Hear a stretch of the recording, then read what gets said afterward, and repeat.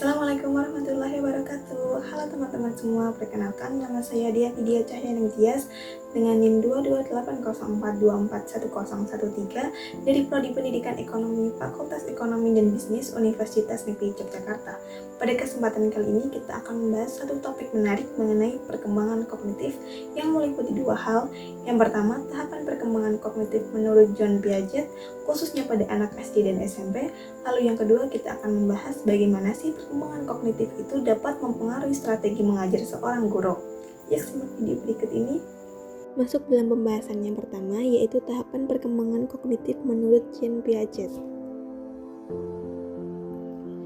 Dalam teori perkembangan kognitif yang dikembangkan oleh John Piaget, terdapat 4 tahapan utama, yaitu sensori motorik, praoperasional, operasional konkret, dan juga operasional formal. Namun, dalam video ini kita akan lebih berfokus pada 2 tahapan yang relevan dengan siswa SD dan SMP, yaitu tahapan operasional konkret dan juga operasional formal. Pertama, ada tahapan operasional konkret. Biasanya dialami oleh anak-anak usia 7 hingga 11 tahun atau setara dengan siswa SD. Pada tahapan ini, anak sudah bisa berpikir logis, tapi masih terbatas pada hal-hal yang bersifat konkret. Mereka butuh benda nyata, contoh langsung, atau aktivitas fisik untuk memahami suatu konsep. Yang kedua, tahapan operasional formal. Biasanya dialami oleh anak usia 11 tahun ke atas atau saat siswa masuk SMP.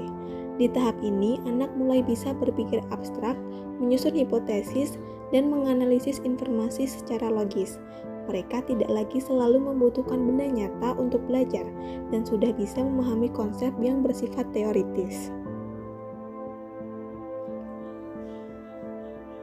Kemudian pembahasan yang kedua mengenai pengaruh perkembangan kognitif terhadap strategi mengajar. Di tahap operasional konkret, guru menggunakan strategi dengan alat peraga, permainan, atau praktik langsung untuk membantu siswa memahami pelajaran. Sementara di tahap operasional formal, guru lebih menggunakan strategi seperti diskusi kelompok, studi kasus, atau analisis grafik.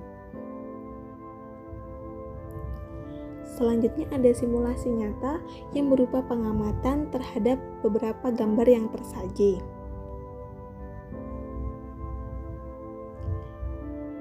Pengamatan terhadap siswa SD. Berdasarkan gambar yang tersaji, dapat diamati bahwa para siswa SD sedang mempelajari konsep pecahan. Di tahap ini, anak-anak berada pada tahap operasional konkret, di mana mereka baru bisa memahami konsep jika disertai benda nyata. Terlihat pada gambar yang terletak pada kiri atas, guru menggunakan pendekatan langsung dengan media buah-buahan. Siswa diberi buah jeruk, apel, atau tomat, lalu mereka membagi buah tersebut menjadi beberapa bagian, misalnya 2 bagian, 4 bagian, atau bahkan 8 bagian.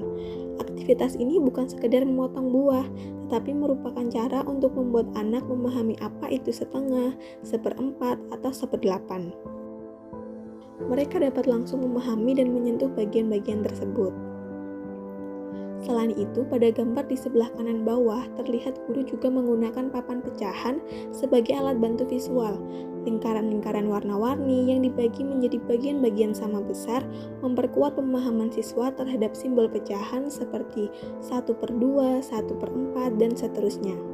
Melalui kombinasi media konkret dan visual, anak-anak akan lebih dapat tertarik, aktif bertanya, dan cepat memahami konsep bilangan pecahan. Lalu, ada pengamatan terhadap siswa SMP. Berdasarkan gambar yang tersaji, para siswa SMP sedang berdiskusi dalam pembelajaran bahasa Inggris, di mana pada tahap ini siswa telah memasuki tahap operasional formal. Mereka mulai mampu berpikir abstrak, mengembangkan ide, dan memecahkan masalah melalui diskusi dan analisis.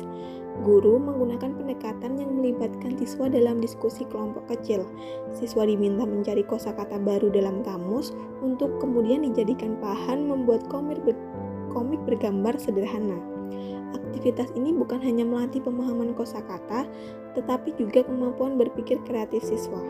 Siswa akan dapat saling berdiskusi tentang arti kata, membuat membuat sketsa tokoh, menentukan dialog, dan membagi tugas antar anggota kelompok.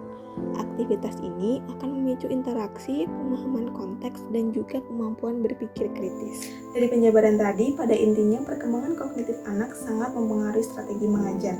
Dengan memahami kedua tahapan ini, guru diharapkan mampu memilih metode yang tepat, baik itu media konkret untuk SD ataupun diskusi analitis untuk SMP. Yuk jadi guru yang peka terhadap perkembangan anak, karena mengajar bukan hanya soal materi, tetapi juga soal memahami cara berpikir anak. Sampai jumpa di video berikutnya. Wassalamualaikum warahmatullahi wabarakatuh.